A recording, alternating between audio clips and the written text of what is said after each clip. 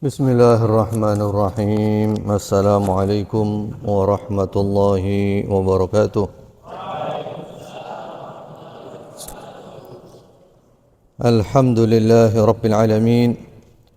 Allahumma salli wa sallim wa barik ala habibina Sayyidina Muhammad wa ala ali Sayyidina Muhammad, amma ba'd.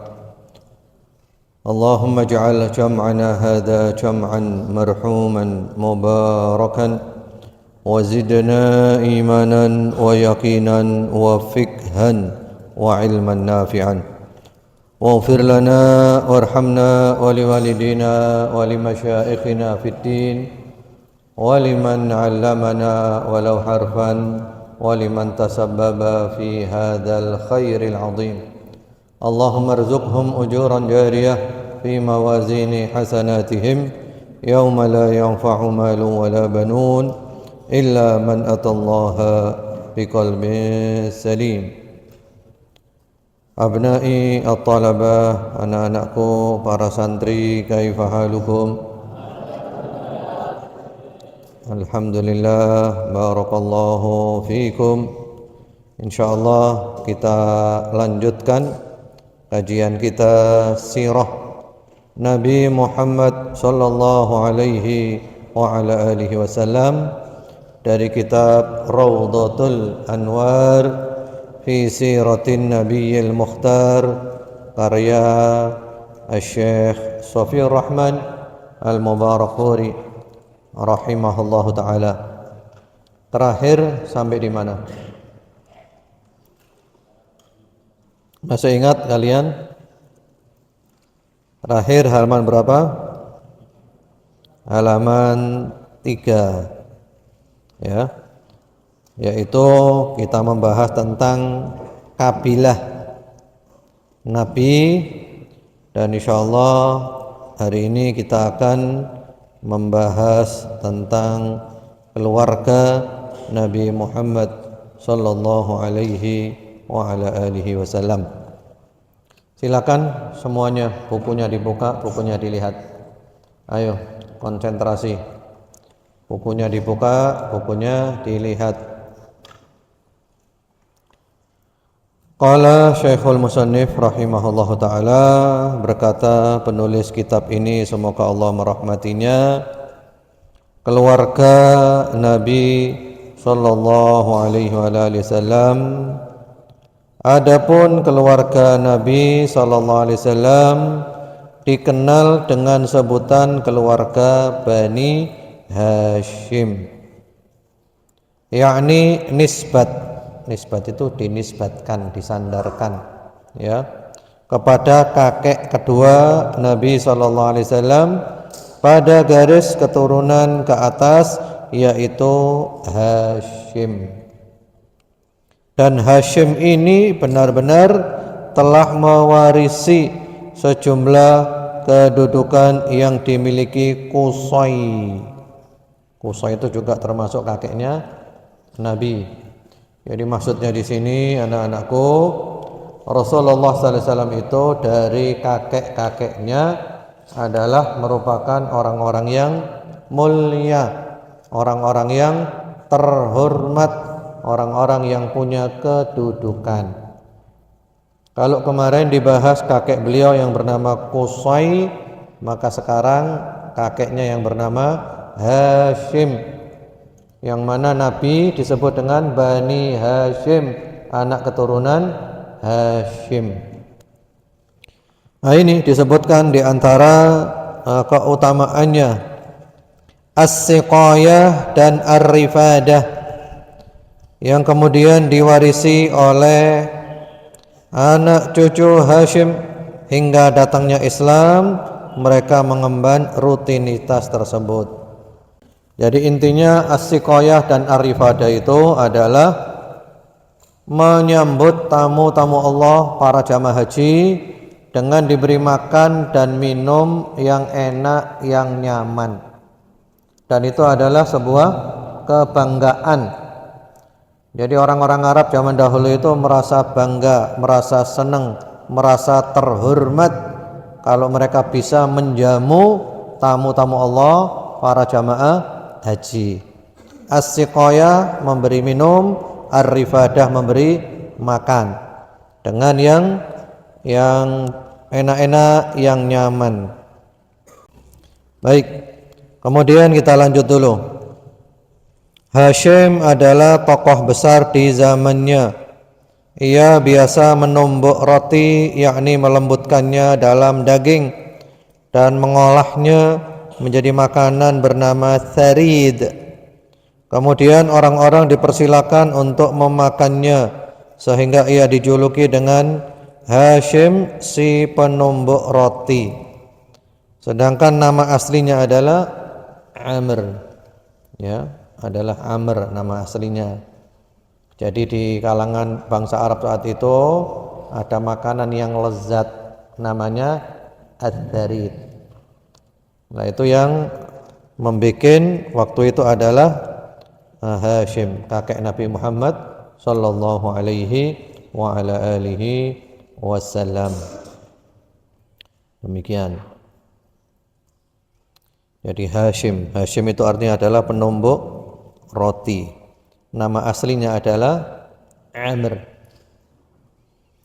Kemudian ia juga yang memelopori 2 rute perjalanan dagang, yakni perjalanan di musim dingin menuju Yaman dan di musim panas menuju Syam. Jadi orang Quraisy itu punya 2 perjalanan, musim dingin, musim panas, yang diabadikan oleh Allah di dalam Al-Quran. Surat apa? Surat apa? Surat Quraisy. Ayo kita baca bersama-sama surat Quraisy. A'udzu billahi minasyaitonir rajim. Bismillahirrahmanirrahim. Li'ilafi Quraisy ilafihim rihlatash shita'i was-shayf falyabudu rabb hadzal bait alladzi at'amahum min ju' wa amanahum min khauf. Ya, jadi orang Quraisy punya kebiasaan rihlatash shita'i was-shayf, perjalanan pada syita. Syita itu musim dingin dan shayf musim panas. Waktu itu mereka kalau musim dingin ke negeri Yaman. Karena di Yaman kalau musim dingin itu cuacanya bagus dan perniagaan ramai di sana. Kalau musim panas ke negeri Syam. Negeri Syam itu sekarang meliputi Palestina, Yordania, Lebanon dan Suriah. Itu dulu satu negeri namanya negeri Syam. Karena kalau musim panas di Syam itu cuacanya bagus dan perdagangan juga ramai. Dan ini menunjukkan mereka adalah orang-orang yang bersemangat dalam apa? Dalam bekerja, semangat dalam bekerja. Kemudian juga ia dikenal dengan Sayyidul Batha, pemimpin padang pasir. Artinya seorang kesatria dan pemberani. Semua itu adalah sifat-sifat mulia kakek Nabi Muhammad SAW yang bernama siapa? Yang bernama Hashim. Dikisahkan ia pernah singgah di kota Yathrib, yaitu Madinah tempo dulu. Jadi Madinah itu dulu namanya adalah Yathrib. Jadi Madinah dulu namanya apa? Yathrib. Kemudian Nabi masuk Madinah dinamakan Madinah, yaitu kotanya Nabi. Al-Madinah An-Nabawiyah Al-Munawwarah, kotanya Nabi yang penuh dengan cahaya. Jadi dulu namanya Yathrib. Dikisahkan ia pernah singgah di kota Yathrib, yaitu Madinah tempo dulu, dalam ekspedisi dagangnya ke kota Syam. Jadi kalau pergi ke Syam dari Mekah itu lewat Madinah, ya. Di sana ia menikah dengan Salma binti Amr dari Bani Adi bin An-Najjar. Siapa ini yang menikah ini? Yang menikah siapa? Hashim, kakeknya Nabi ya. Perjalanan ke negeri Syam, lewat Madinah, singgah di Madinah, menikah di Madinah dengan seorang perempuan namanya Salma dari Bani Adi bin An-Najjar, dan tinggal bersamanya selama beberapa waktu. Lalu ia lanjutkan perjalanannya ke Syam, di mana saat itu Salma dalam keadaan hamil. Ya, telah menikah, istrinya hamil. Atas kehendak Allah, Hashim meninggal di daerah Gaza di negeri Palestina. Ya, jadi kakeknya Nabi Hashim itu meninggal di Gaza. Sekarang disebut dengan jalur Gaza, yang sekarang dibombardir oleh Zionis Yahudi. Ya, jadi kakeknya Nabi meninggal di sana, yang mana berarti juga dikubur di sana.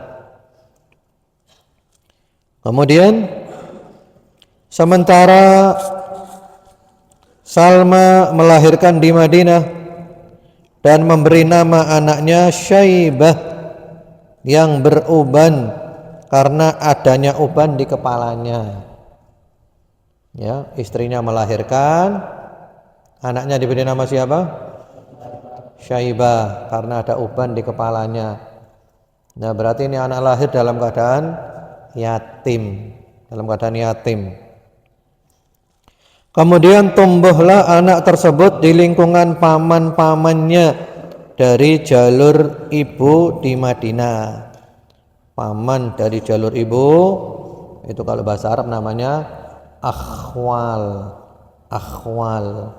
Kalau satu khol, kalau jamak akhwal. Kalau paman dari jalur bapak, kalau satu am, kalau banyak jamak a'mam. Ya. Sedangkan paman-pamannya dari jalur ayah yang berada di Mekah belum mengetahui keberadaannya. Jadi kita melihat di sini bahwa mereka dulu suka apa? Suka merantau. Perjalanan dari Mekah menuju negeri Syam, mampir ke Madinah, nikah di Madinah, melanjutkan perjalanan ke negeri Syam.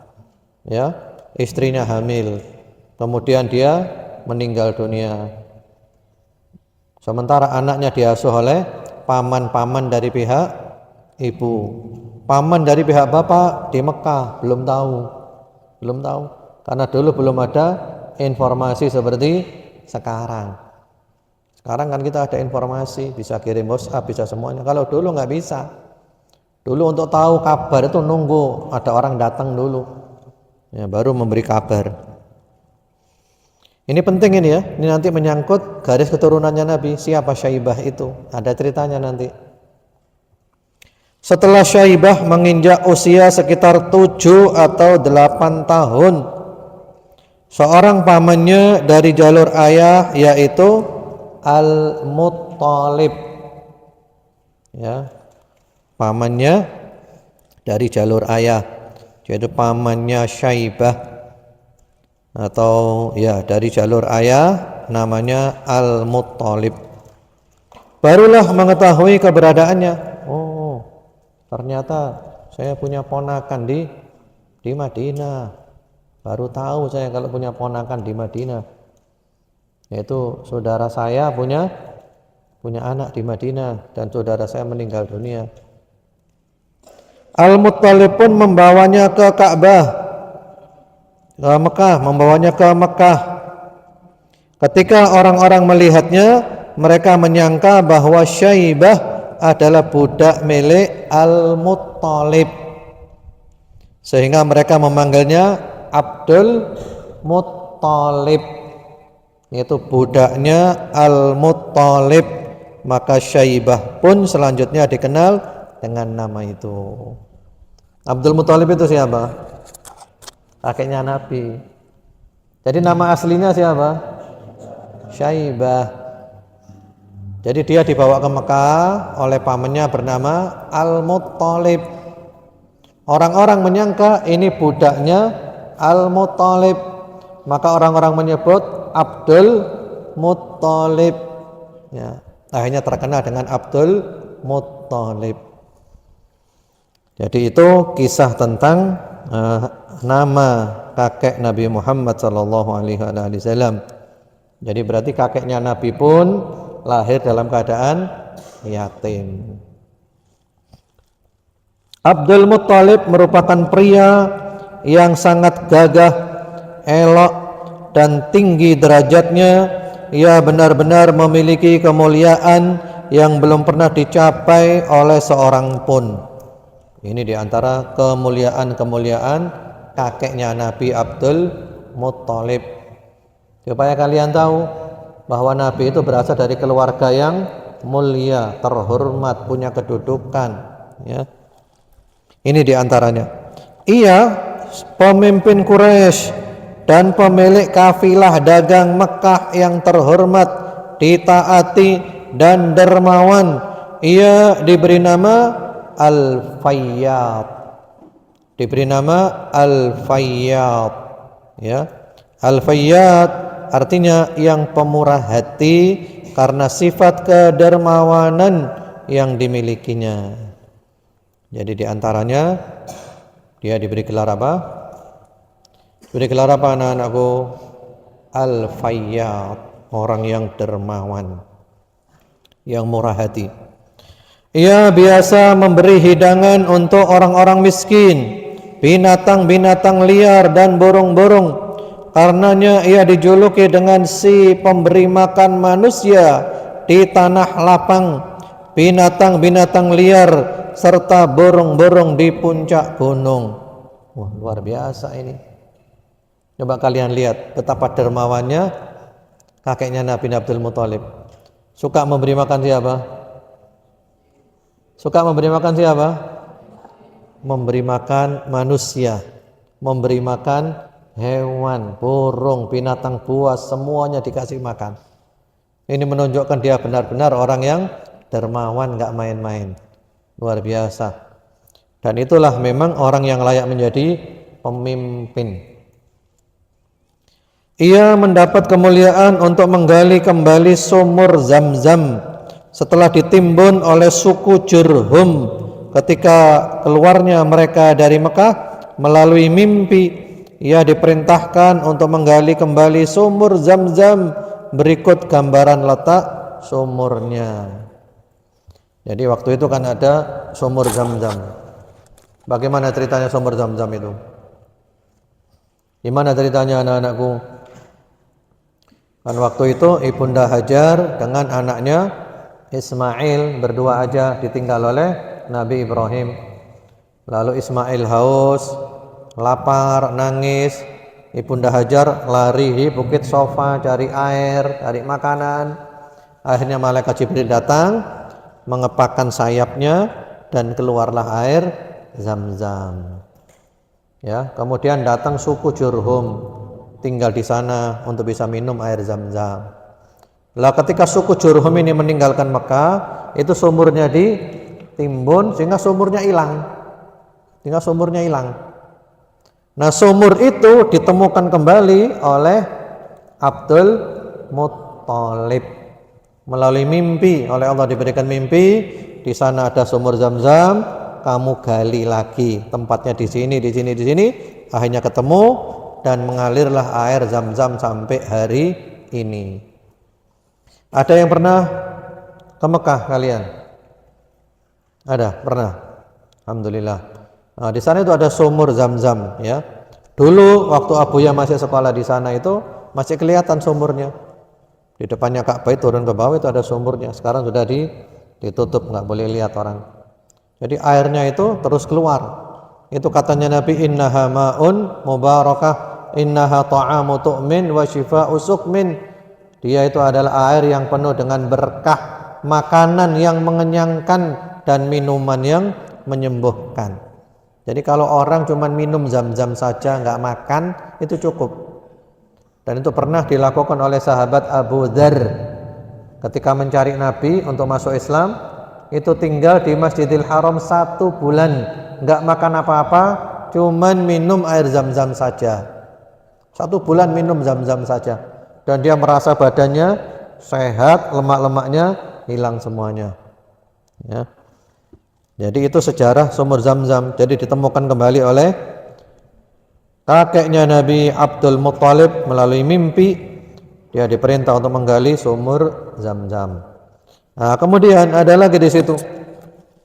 Di zamannya juga terjadi peristiwa serangan tentara bergajah. Datanglah Abraha al-Ashram dari Yaman membawa 60.000 tentara dari berbagai macam kabilah. Ikut bersamanya juga sejumlah pasukan bergajah untuk menghancurkan Ka'bah. Ketika ia sampai di Wadi Al-Muhassir antara Muzdalifah dengan Mina dan bersiap untuk menyerang Makkah, Allah kirimkan kepada mereka burung yang berbondong-bondong yang melempari mereka dengan batu yang berasal dari tanah yang panas. Jadilah mereka seperti daun-daun yang dimakan ulat. Peristiwa ini terjadi sekitar 2 bulan sebelum kelahiran Nabi Muhammad SAW. Jadi pada zaman Abdul Muthalib ini terjadi serangan pasukan bergajah yang oleh Allah diabadikan. Di mana diabadikan? Surat apa? Surat Al-Fil. Ayo kita baca surat Al-Fil. A'udzu billahi minasyaitonir rajim. Bismillahirrahmanirrahim. Alam tara kaifa fa'ala rabbuka bi ashabil fil? Alam yaj'al kaidahum fi tadlil wa arsala 'alaihim tayran ababil tarmihim bihijaratin min sijil wa ja'alahum ka'asfin ma'kul. Ya. Jadi waktu itu di Yaman, di kota Son'a yang sekarang menjadi ibu kota Yaman, ada seorang tokoh Nasrani namanya Abraha al-Ashram. Abraha ini membangun gereja yang megah, yang mewah, yang tinggi menjulang gerejanya itu, sehingga orang yang pakai kopiah, pakai topi ya, melihat bagian atas gereja itu topinya jatuh. Ini kalian kan ini kan, topinya jatuh. Itu menunjukkan gerejanya apa? Tinggi menjulang, mewah, megah. Kemudian dia bersumpah, saya akan menghancurkan Ka'bah supaya tidak ada orang haji berangkat ke Ka'bah lagi. Orang-orang hajinya pindah ke gerejanya dia di Son'a. Lalu ada orang dari Mekah tersinggung, datang ke gerejanya dia, dan mohon maaf ya, diberakin gerejanya. Jadi ada orang Mekah datang ke gerejanya diberakin, karena dia akan sombong. Dia bilang apa? Mau menghancurkan Ka'bah supaya orang hajinya ke gereja saya. Diberaki gerejanya. Jadi dia buang air besar di gerejanya dia untuk menghina, merendahkan. Kamu nggak layak sombong kayak gitu. Akhirnya dia marah, dan dia pun berangkat membawa pasukan bergajah. Tujuannya gajah itu adalah untuk ya menghancurkan Ka'bah. Ternyata sampai di sebuah tempat namanya Wadi Muhassir antara Muzdalifah dengan Mina, karena dia bersikeras ingin menyerbu Ka'bah. Padahal itu kendaraannya gajah dan yang lainnya kalau diarahkan ke Ka'bah nggak bisa jalan, seakan-akan ada temboknya. Kalau diarahkan ke tempat lain, arah lain, dia bisa lari. Tapi dia bersikukuh mau ke Ka'bah, mau menghancurkan Ka'bah. Akhirnya Allah kirim burung. Burung apa? Ya burung aja, bukan burung ababil. Ababil itu berbondong-bondong, bukan nama burung. Jadi namanya bukan burung ababil, ya. Ababil itu artinya berbondong-bondong. Ya, burungnya apa? Wallahu a'lam. Itu burung menurut riwayat muncul dari laut. Muncul burung berbondong-bondong banyak, itu membawa batu yang panas. Satu burung bawa 3 batu. Yang satu di paruhnya, yang dua di cakarnya. Kemudian itu batu dilepaskan mengenai pasukan bergajah, akhirnya mereka itu lubang. Jadi kalau kena kepalanya tembus ke bawah, kalau kena dadanya tembus ke punggung.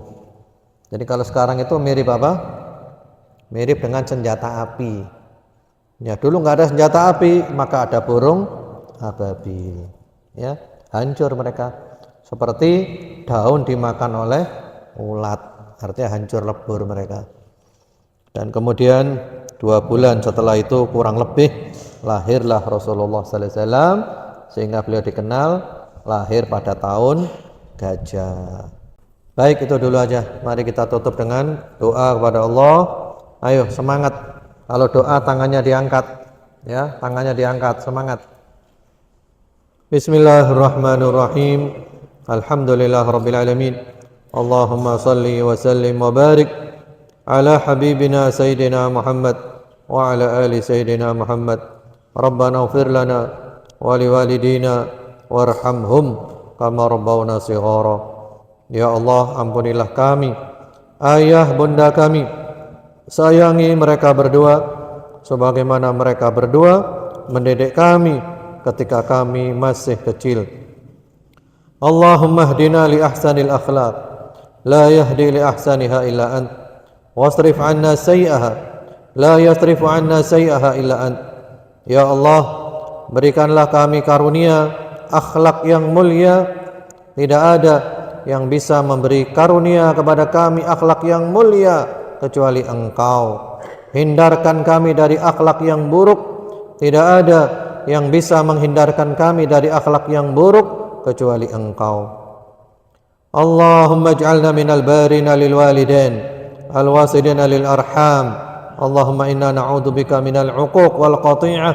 Ya Allah, kami mohon kepadamu agar Engkau menjadikan kami anak-anak yang berbakti kepada ayah bunda, menyambung silaturahim, dan kami berlindung kepadamu daripada menjadi anak-anak yang durhaka kepada ayah bunda dan memutuskan tali silaturahim.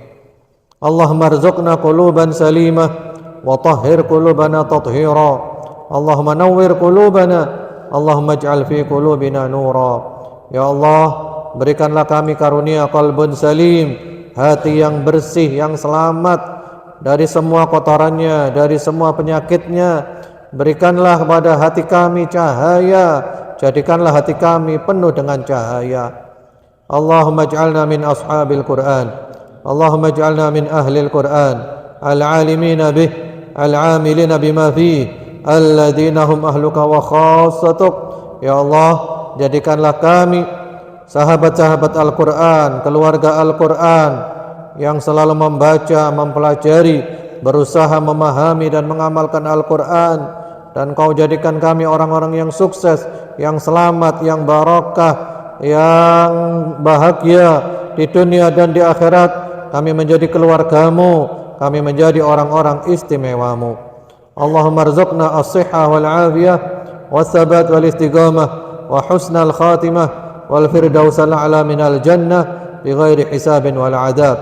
Ya Allah, berikanlah kami rezeki sehat wal afiat, istiqamah sampai mati, husnul khatimah, dan syurga firdaus yang paling tinggi tanpa hisab, tanpa adab. Rabbana atina fid dunya hasanah wa fil akhirati hasanah wa qina adzabannar. Wa sallallahu wa sallama ala sayyidina Muhammadin wa ala alihi walhamdulillahi rabbil alamin. Allahumma amin. Subhanakallahumma bihamdika asyhadu an la ilaha illa anta astaghfiruka wa atubu ilaik. Wassalamualaikum warahmatullahi wabarakatuh.